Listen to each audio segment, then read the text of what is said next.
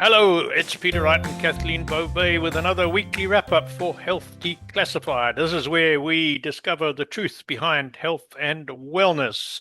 We do that by bringing you interesting guests every second Tuesday, and then by Kathleen doing a deep dive into a health topic on every Thursday. So let's welcome Kathleen. Hi, Kathleen. How are you doing today? I'm doing great, Peter. Thank you so much. And thank you also very much for tuning in. We so appreciate having you.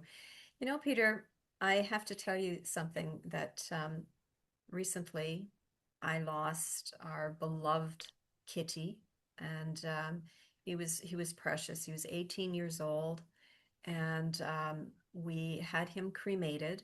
And yesterday, I managed, well, they called and they said that his urn was ready for pickup, and I went and picked up the urn. And inside the bag that they sent was this pamphlet about Hmm. understanding loss and what happens next. And I thought I'd share that with everybody Mm, because it's not just about losing a pet, really, it's the grief process in general, and it applies to any type of grief, whether it's hmm. through loss of a pet, loss of a loved one, or even divorce. You grieve through for so many different things, Hmm. but the stages of grief and what your body goes through during grief is very similar.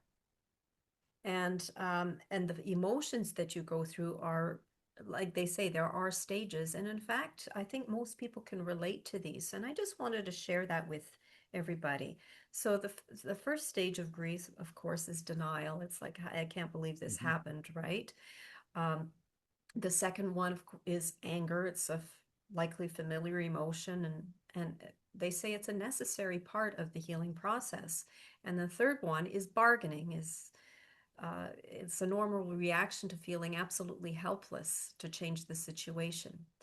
And then depression can Hmm. set in, and that's typically the stage at which you really start to feel the impact of the loss. And then the final stage is acceptance. It's an understanding of a new reality and knowing that you'll be okay.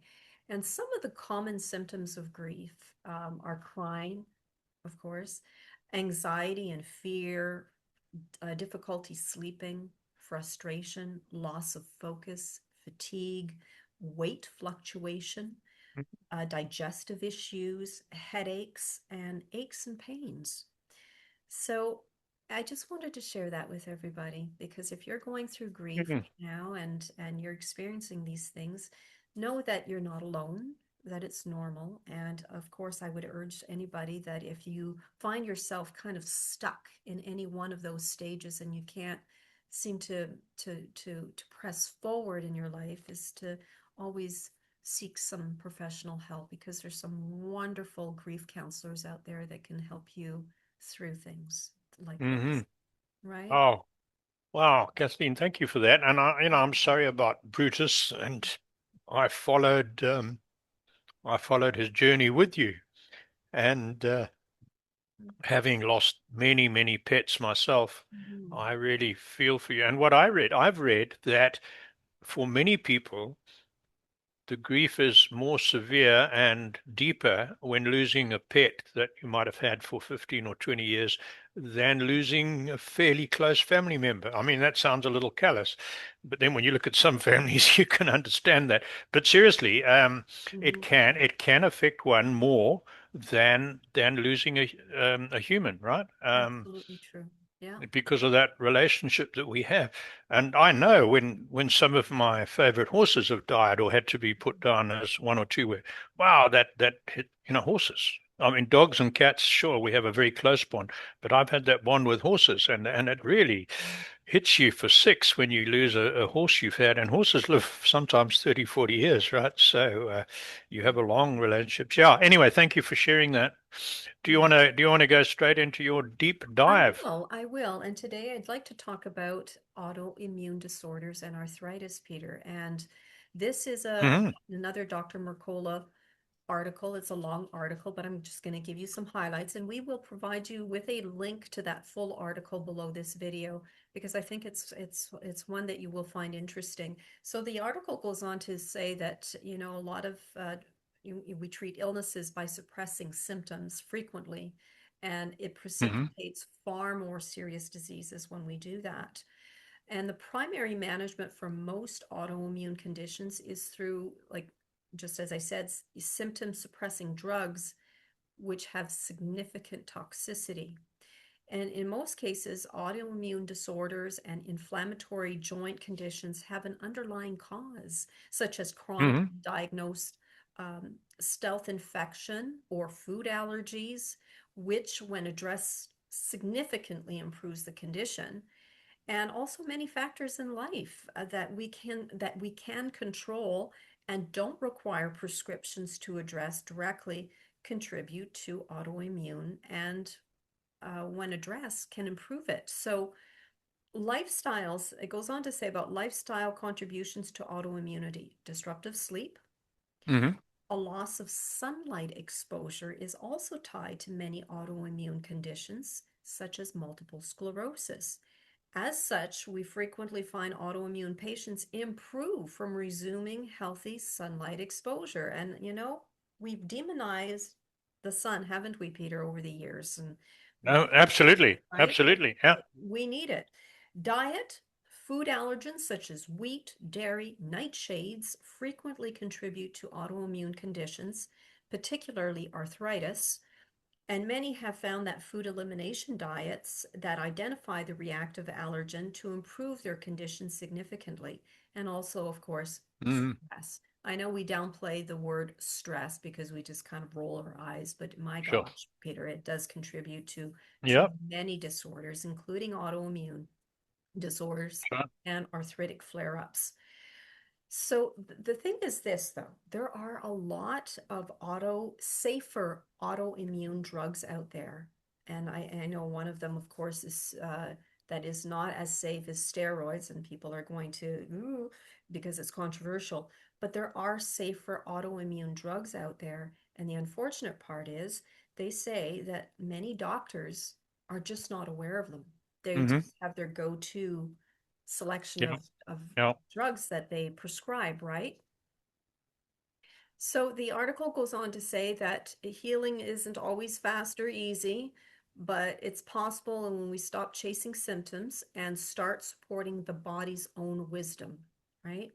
So Hmm. likewise, while very little focus is given to mainstream medicine for producing safe treatments for autoimmunity or arthritis, there are many natural treatments that have been developed, such as DMSO. Remember, Peter, we talked Hmm. about Yeah. DMSO, That's which right. no longer forces the patient to accept a lifetime of toxic therapies to survive and be free of pain. So there you have it. Hmm. And on that one, I use DMSO not every day, but I use it for pain, tendon pain, knee pain, and I tend to damage my legs when I'm doing wood and that, and I put it on to promote healing. It's really a miraculous, I find it a miraculous product. But Absolutely. just thinking about what you're talking about, Kathleen, with that, so take someone who's suffering from stress, who's not getting enough sleep, who's probably not eating a healthy diet, Mm-hmm. and now suddenly they have a grief situation like you just described. They lose a partner or a child or a parent. Mm-hmm. And can you imagine that the additional stress of and the grief, how that could inflame all these other or multiply all these other pressures and cause arthritis and all these autoimmune or aggravate these autoimmune problems. So Absolutely, it's 100%. ties in. Wow, thank you for that one. I found a really interesting one, and I'm going to read it to make sure I get my facts straight. So, and this is from the Epoch Times, and it quotes a gentleman called, what was his name? Tim, uh, the Tippins Protocol. And this is, it relates the story of somebody, Mr. Tippins, um, who was diagnosed with cancer and he's somewhere in the USA, and he was virtually told there's not much we can do for you. Mm. And Joe Tippins, he was 67-year-old businessman, and he was trying to beat a type of cancer with an extremely low survival rate, and this is small cell lung cancer. He did go for some treatment, chemotherapy and radiation, and the one tumor was eliminated. However, his oncologist told him he had a zero chance of surviving more than a few months. I don't want to go on for too long, but he did a research and he came up with the protocol, which is now named after him, of using fenbendazole, which is an animal anti-parasite drug, curcumin, right, from Turmeric. the herbal one. Hmm. Turmeric. So, my mind went blank there. That must be an age problem. And the other one he did, was very interesting, considering we had D. Manny and somebody else on our show not that long ago, CBD. So he used those three products. And from being given a couple of months to live, he's been cancer-free for several years, right? Oh my And word. he shared yeah, he shared his protocol with thousands of people around the world, and his blog got 20 million downloads or visits in China alone for this protocol, right? And he refuses to monetize it. Everyone said, you can make a fortune out of this. He said, no, I'm not going to do that because I want everyone to do this. So Dr. William Mackis, who's a Canadian doctor, and he's picked this one up, and he's cured, I think it's hundreds of patients of various types of cancer: lung cancer, breast cancer, ovarian cancer, prostate cancer, and some of the more rare brain cancers. He uses a protocol, well, it depends on the type of cancer, but for Mhm. some, he uses a combination of ivermectin, our old favorite ivermectin, Yep. and fenbendazole, and a couple of other things. And sometimes he uses one, but in some cases, he uses both together, right? And having miraculous results. Now, where would he get the Isn't that amazing? fentanyl? Well, what this Joe did, because there is no human version of it. There is for ivermectin, there isn't. So he realized it was a fairly safe drug. So he bought the one. It's the trade name is Panacure, which I used to dose cattle with back in Africa, and that's made by Herx, the German company. So he bought the dog one Oh, and dosed himself the same as he would for a dog. And what he did was he dosed for 4 days and he took 3 days off. I think that was the protocol. But he used the dog one, very safe. oh my So that's goodness, what people are that's doing. incredible. Isn't that amazing? Eh? Yeah. Oh But my, what I find interesting is the CBD element in there, right? Which we've heard yes, from several other people that's work. right. So that was my little contribution. I found that one absolutely fascinating. And I take ivermectin quite frequently. The moment I get the sniffles, I take Right. ivermectin for 2 days, boom, and I haven't had a serious cold for months, if not years now. So I find it really helpful. Same here. Yeah. That was my little contribution to the health. Now you've got a product. Which product are you going to talk about today? Peter, I'd like to talk about the GI Broom from Dr. Morse. It's a Okay. wonderful gut supplement, and it's really, it's powerful. It's a powerful herbal laxative and lymphatic puller. It promotes the removal of buildup from the intestinal wall, and it stimulates the flow of interstitial fluid from the gut lining into the lymphatic circulatory and elimination. And it's wonderful organic products, and I take it. I take it every day, and I would highly recommend somebody that has issues with their gut to really consider looking into this product from Dr. Morse, and we will provide Hmm. a link to that in below this video.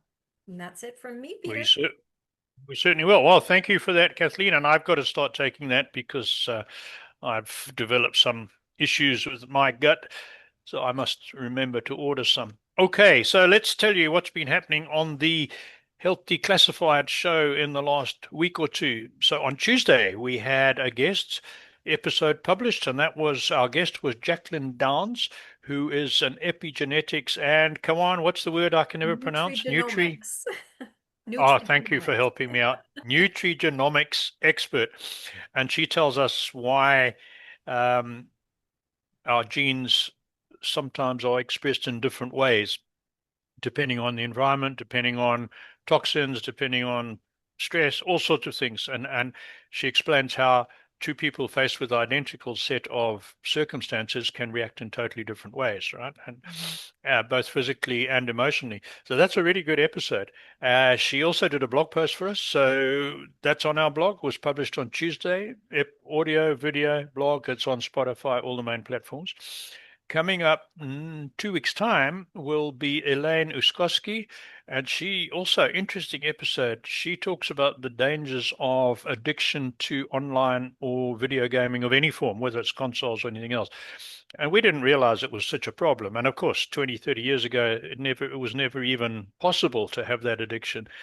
And she had a family member that got addicted, and she worked out a way to help him, and then she's helping lots of other people, and that's her full-time mission in life now, is helping people and parents of gaming addicts. It's primarily a problem with males, but it's increasingly becoming a problem with girls and young women as well, because they are now getting, I didn't realize this, but the tendency was for boys and men to be involved in action type video games, and girls and young women to be involved in situational type video games, right? So replicating life or whatever, artificial worlds. But she says more and more young women are moving on to the action games, and they're becoming addicted. So she's treating both. So that was a good one. If anyone's got any fears, or even if you haven't, if you've got teenagers who are spending too much time on the computer, you want to watch this episode coming up in 2 weeks' time, because she'll pick up the warning signs. And then following that, 2 weeks after that, will be Dr. Ebru Kopuzoglu. She is a doctor who specializes in skincare and natural supplements, and also very good. So that's coming up 2 weeks after that.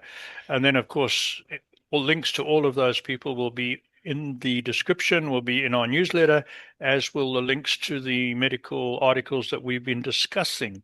And then, of course, we have to talk about a featured author. Every week we have a featured author, and this week it's Tuesday's guest is Jacqueline Downs, and she's written a book called Enhancing Fertility Through Functional Medicine Using Nutrigenomics to Solve Unexplained Infertility. So there'll be a link to that book, and it's a really good book. There'll be a link to that in the description below. And I do think that's about it from me, Kathleen. Got to tell our listeners that we've had a 4-day heat wave in this part of Ontario, with temperatures around 34 degrees Celsius and high humidity. For those of our South African listeners, it feels just like Durban in February, where I lived for part of my life. Been very hot and sticky, but fortunately today is a little cooler with a nice breeze and a small shower of rain. That's it for me. Kathleen, back to you. All right. Well, thank you very much for tuning in. And until next week, take care, everyone. Bye-bye. Bye.